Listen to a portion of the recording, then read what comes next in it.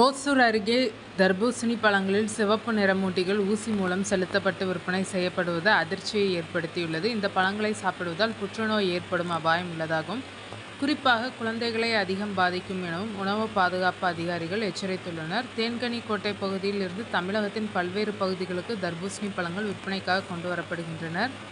இந்த பழங்கள் பார்ப்பதற்கு கவர்ச்சியாகவும் நல்ல சிவப்பு நிறத்திலும் இருக்க வேண்டும் என்பதற்காக வியாபாரிகள் ரசாயன நிறமூட்டிகளை பயன்படுத்துவதாக உணவு பாதுகாப்பு துறைக்கு தகவல் கிடைத்தது. இதையடுத்து ஓசூர் உணவு பாதுகாப்பு அலுவலர் முத்துமாரியப்பன் மற்றும் தளி உணவு பாதுகாப்பு அலுவலர் சந்தோஷ் ஆகியோர் தலைமையில் அதிகாரிகள் குழு தேன்கனிக்கோட்டை அஞ்செட்டி சாலையில் உள்ள கடைகளில் திடீர் ஆய்வு மேற்கொண்டனர். அப்போது தேன்கனிக்கோட்டை காவல் நிலையம் அருகே இருந்த 3 கடைகளில் டன் கணக்கில் தர்பூசணி பழங்கள் விற்பனைக்காக வைக்கப்பட்டிருந்தன. இந்த ஆய்வின் போது 2 கடைகளில் தர்பூசணி பழங்களுக்கு ஊசி மூலம் ரசாயன நிறமூட்டிகள் செலுத்தப்பட்டிருப்பது கண்டுபிடிக்கப்பட்டது.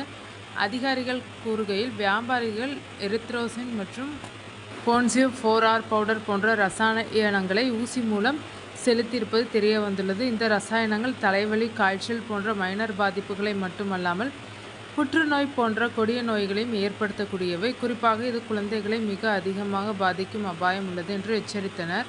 மேலும் பொதுமக்கள் நிறமூட்டப்பட்ட தர்பூசணி பழங்களை கண்டறிவது எப்படி என்றும் அதிகாரிகள் தெரிவித்தனர். தர்பூசணியை சிறு துண்டுகளாக வெட்டி தண்ணீரில் போட்டால் நிறம் தனியாக பிரிந்து வந்துவிடும். அதேபோல பஞ்சு அல்லது டிஷ்யூ பேப்பரை வைத்து தர்பூசணியை துடைத்தால் சிவப்பு நிறம் அதில் ஒட்டிக்கொள்ளும்.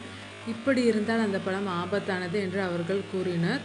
உணவு பாதுகாப்புத்துறை அதிகாரிகள் தொடர்ந்து பல்வேறு பகுதிகளில் ஆய்வு செய்து நிறமூட்டி கலக்கப்பட்ட தர்பூசணி பழங்களை பறிமுதல் செய்து அழித்து வருகின்றனர். மேலும் இந்த செயலில் ஈடுபட்டவர்கள் மீது கடுமையான நடவடிக்கை எடுக்கப்படும் என்றும் அவர்கள் தெரிவித்துள்ளனர். பொதுமக்கள் இதுபோன்ற தர்பூசணி பழங்களை வாங்கி ஏமாற வேண்டாம் என்றும் அதிகாரிகள் கேட்டுக்கொண்டுள்ளனர்.